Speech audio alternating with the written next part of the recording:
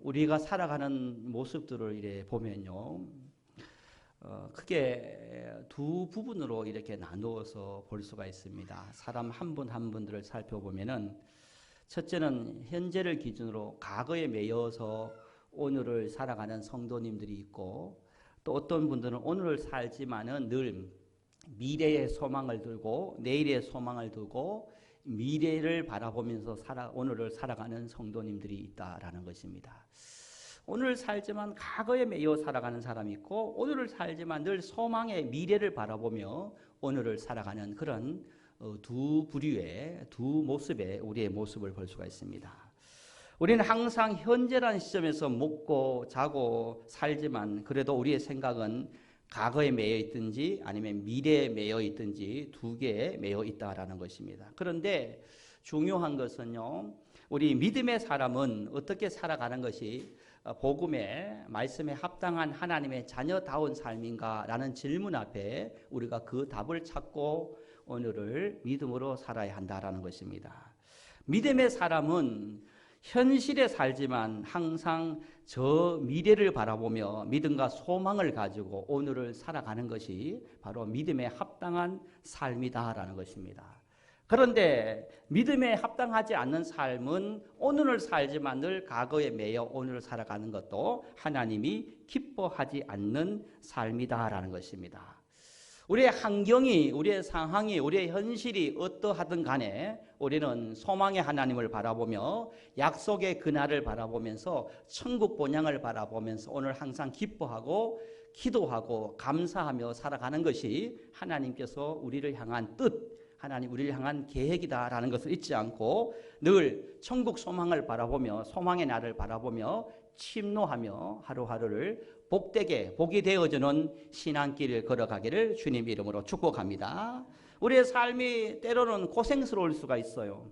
그럴 때마다 이제 곧 괜찮아질 거야, 하나님께서 나와 함께 하시니 이제 좀 나아질 거야, 이제 하나님께서 치료해 줄 거야, 괜찮아질 거야 라는 믿음, 나에게 고난이 지금 있으면 이 또한 지나갈 것이다, 지나가고 나면 이전에 없었던 하나님의 은혜가 있을 것이다, 이 미래를 바라보는 것입니다.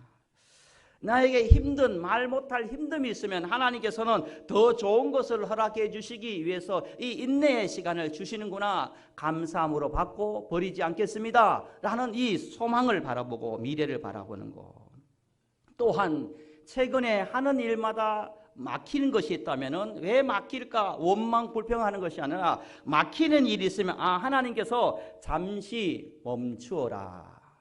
멈추어야 한다라는 그런 하나님의 메시지, 하나님의 신호로 알고 멈추고 기다려서 주님을 바라보는 것, 그리고 소망의 날을 기대하는 것, 이것이 저와 여러분의 신앙의 삶일 줄 믿습니다.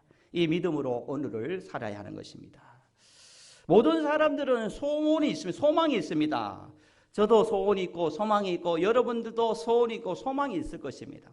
어린 아이들도, 유치원 다니는 어린이집 다니는 아이들도, 그리고 우리 노년에 이르기까지 세대를 초월해서 누군가에게 다 소망이 있고 소원이 있고 기대가 바람이 있다는 것입니다. 학생들은 한번 공부를 잘 해보고 싶은 소원이 있을 것입니다. 부모님들은, 영적인 부모님들은 자녀들을 믿음으로 한번 잘 키워보고 싶은 마음이 있을 것입니다.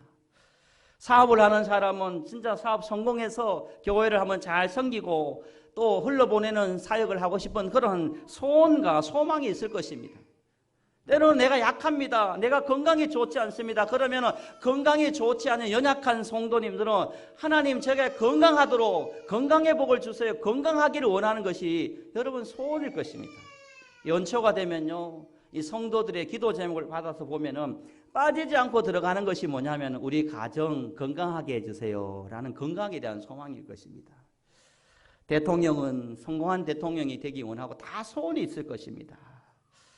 그런데 우리가 성도들에게, 믿음의 사람들에게 또 어떤 소망을 가지고 살아가는 것이 진정한 하나님의 마음을 시원하게 하는 소망일까 고민하면서 오늘 역설의 신앙 가지고 은혜를 나누었으면 좋겠습니다.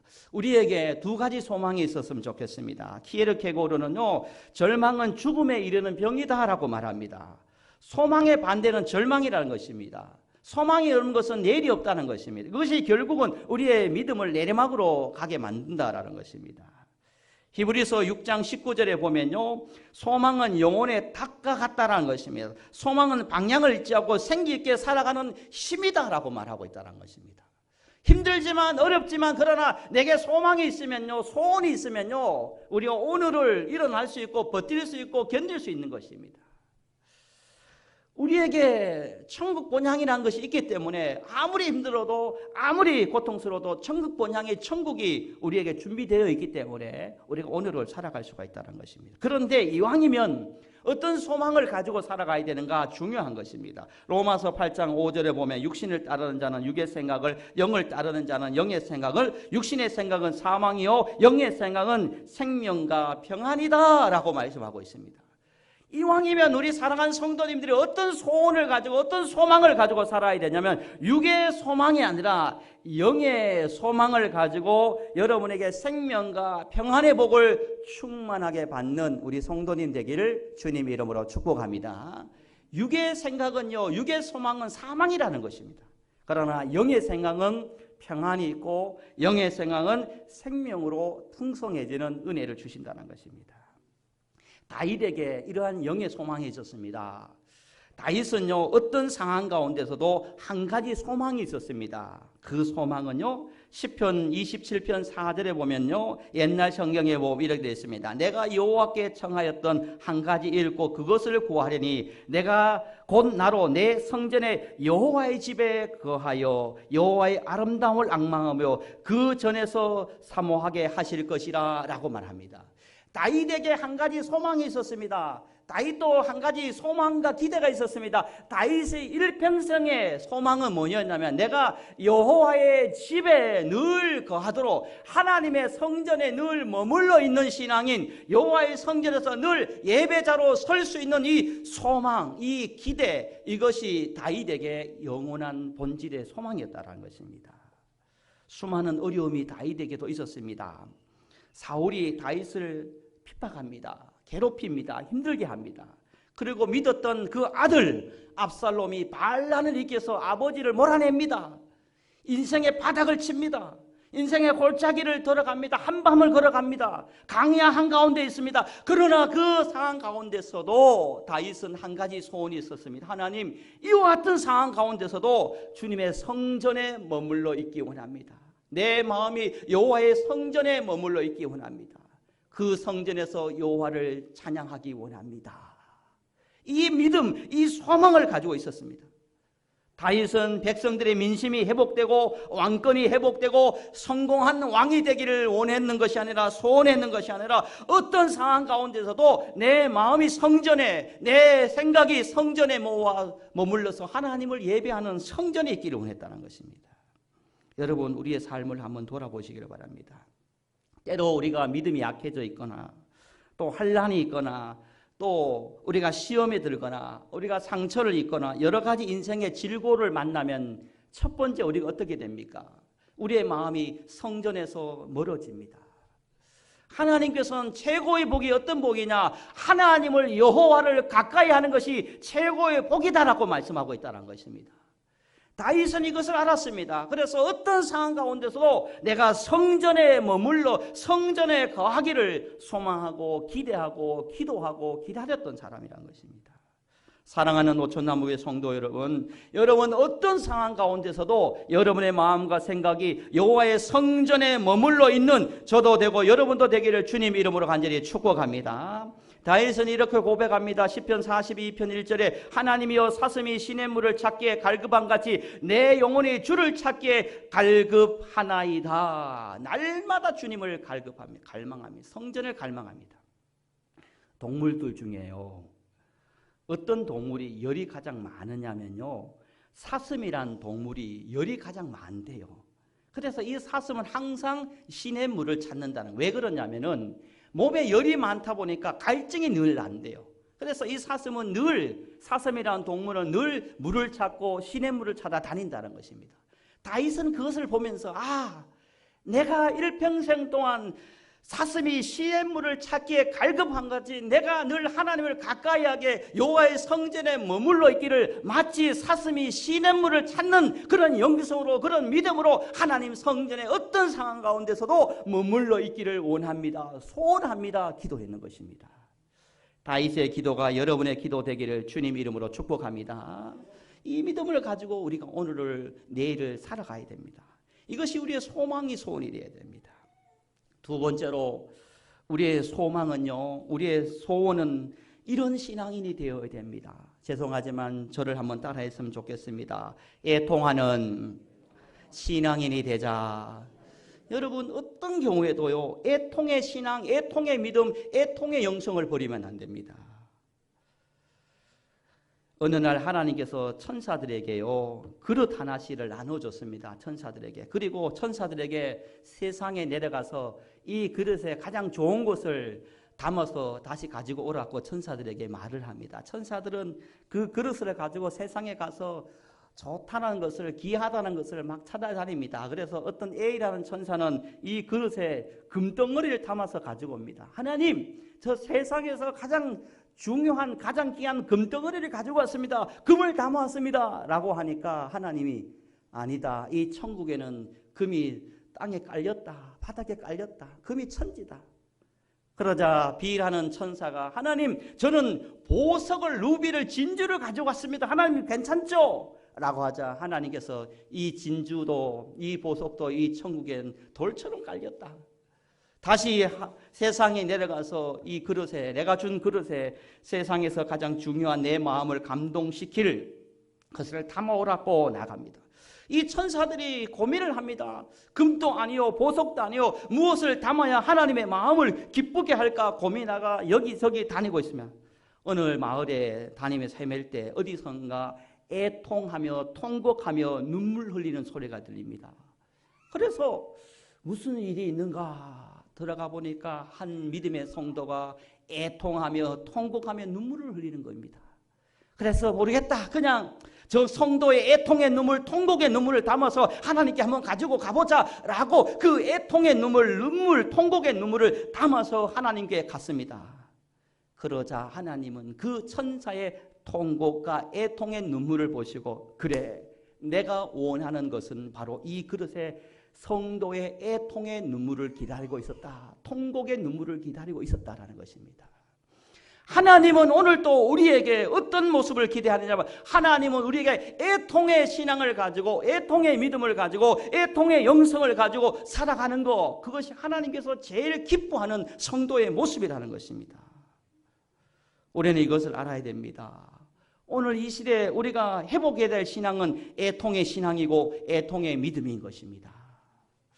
오늘 본문 5절 6절을 한번 다시 읽어볼까요? 우리 5절 6절 말씀을 함께 다시 한번 합독했으면 좋겠습니다. 시작. 눈물을 흘리며 씨를 뿌리는 자는 기쁨으로 거두리로다. 울며 씨를 뿌리는 자는 반드시 기쁨으로 그 곡식단을 가지고 돌아오리로다. 주님께서 눈물로 씨를 뿌리는 자, 마태복음 5장 4절에 보면 애통하는 자가 복이 있나니 저희가 위로를 받을 것이다 라고 말씀하고 있습니다. 어떤 자가 복 있는 사람이냐, 어떤 자가 하나님의 마음을, 어떤 자가 믿음의 삶을 은혜롭게 살아가는 자이냐, 어떤 상황 가운데서도 애통의 영성, 애통의 눈물, 애통의 신앙을 가지고 살아가는 자라는 것입니다. 저는 우리 교회 성도님들이, 저도 그렇고 우리 교역자들도 그렇고 우리 장로님, 권사님, 집사님, 우리 모든 성도님 이들까지 어떤 경우에도 애통의 신앙을, 애통의 영성을 잃어버리지 않기를 주님 이름으로 간절히 축복합니다. 여러분, 서로를 바라보면서 애통하는 마음을 가지고, 그리고 나의 실수와 나의 죄를 바라보면서 애통의 눈물을 흘릴 수 있는, 거기에 하나님의 위로가 가득하고 거기에 하나님의 기쁨이 있고 거기에 하나님의 새로운 일하심의 역사가 있다라는 것입니다. 어떤 외국인 신학자가요, 한국 교회를 이렇게 평가합니다. 한국 교회 성도님들은 세계 어느 교회 성도들보다 더 열정적이다. 그리고 더 뜨겁다. 기도도 뜨겁고 열정적으로 예배드리고 헌신도 봉사도 정말 열정적으로 한다. 정말 대단하다. 칭찬받을 만하다 라고 이야기합니다. 그런데 가장 치명적인 결점이 무엇이냐? 그 모든 열정과 그 모든 헌신을 한순간에 숲으로 돌아가게 만드는 가장 치명적인 결점은 죄를 미워하고 참으로 애통하는 그 애통의 마음과 서로를 바라보면서 불쌍히 여기는 애통의 신앙을 잃어버린 것이 바로 한국교회의 가장 큰 영적인 위기요 문제이다라고 말하고 있다는 것입니다. 야고보서 4장 9절 10절에 말합니다. 죄인들아 슬퍼하며 애통하며 울지어다. 너의 웃음을 애통으로 너의 즐거움을 근심으로 바꿀지어다. 주 앞에 낮추라. 그리하면 주께서 너희를 높이시리라 라고 말씀하고 있습니다. 야고보서는 백성들에게 지금은 우리의 죄를 가지고 슬피 애통하며 울 때라고 말씀합니다. 그리고 믿음의 형제들을 바라보며 불쌍히 여기며 애통히 여기며 눈물을 흘릴 때가 바로 지금 이때라고 말씀을 하고 있다는 것입니다. 오늘 본문에서도요, 눈물을 흘리며 씨를 뿌리는 자는 기쁨으로 단을 거두고 울며 씨를 뿌리는 자는 반드시 기쁨으로 곡식단을 거두게 된다라고 말씀하고 있습니다. 역설의 신앙 6번째입니다. 애통할 때 기쁨이, 애통할 때 복이, 애통할 때 위로가, 애통할 때 생명의 은혜가 저와 여러분에게 있을 줄 믿습니다. 여러분 성경에 보면요, 수많은 사람이 있습니다. 사울이라는 왕이 있고 다윗이라는 왕이 있었습니다. 사울과 다윗의 차이가 바로 이겁니다. 왜 하나님은 사울을 왕 세운 것을 후회하고 사울 그 이후로는 하나님 역사가 일어나지 않고 다윗을 통해서 하나님의 역사가 영원한 나라가 이어졌는가? 비교해보면 사울보다 다윗이 더 큰 죄를 지었어요. 윤리적으로 더 큰 죄를 지었어요. 여자를 범하고 간통을 하고 그리고 그 남편을 전쟁에 보내서 죽여버립니다. 간통죄, 살인죄를 범합니다. 그런데 그 다음이 중요한 겁니다. 사울은요, 후회하면서 통곡하면서 애통하면서 회개하지 않았어요. 그런데 여러분 다윗은 어떻게 했습니까? 다윗은 하나님 앞에 통곡의 눈물을 흘리면서 애통의 눈물을 흘리면서 그 눈물이 침상을 적게 만들 만큼 하나님 내 죄를 용서해 주시고 다시 구원의 기쁨을 하나님께서 회복시켜 주옵소서 기도하며 나아갈 때 그 애통의 눈물을 보시고 그 통곡의 눈물을 보시고 하나님은 다윗을 용서해 주시고 하나님은 그 다윗을 통해서 새로운 하나님의 역사를 펼쳐가는 구원의 은혜, 하나님의 축복을 허락해 주셨다는 것입니다. 사랑하는 노천나무교회 성도 여러분, 오늘 우리에게 이 믿음이, 이 신앙이 회복되기를 소망합니다.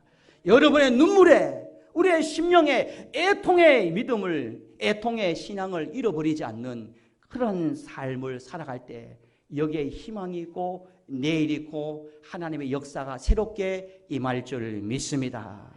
말씀을 정리합니다. 죽으면 죽으리라의 책의 저자가 있습니다. 안이숙이라는 사람이 죽으면 죽으리라 라는 책을 썼습니다. 이 안이숙의 부모님은요, 어린 시절에 부잣집에 시집을 왔대요. 그리고 난 다음에 남편이 첩을 얻었습니다.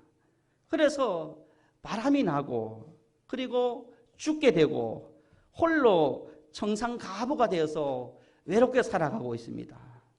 그리고 이 갓난 아기 안이숙은 그 부모님 엄마 밑에서 자라고 성장합니다. 그거 잘 자라서 후에 죽으면 죽으리라는 책을 써서 수많은 사람을 감동시키는데 정말 고생을 많이 하고 밤낮으로 힘든 삶을 살았습니다. 그런데 중요한 것이 있습니다. 이 안이숙의 어머니가 동네를 돌아다니면서 사람들을 보면 불쌍하게 보이는 거예요. 남편도 바람나고 죽고 막 이렇게 시댁에서 갈세를 받고 그런데 사람들이 안이숙 어머니를 보니까 매일 동네에서 하하하고 웃고 다니는 거예요. 기쁨이 넘치는 거예요. 은혜가 넘치는 거예요.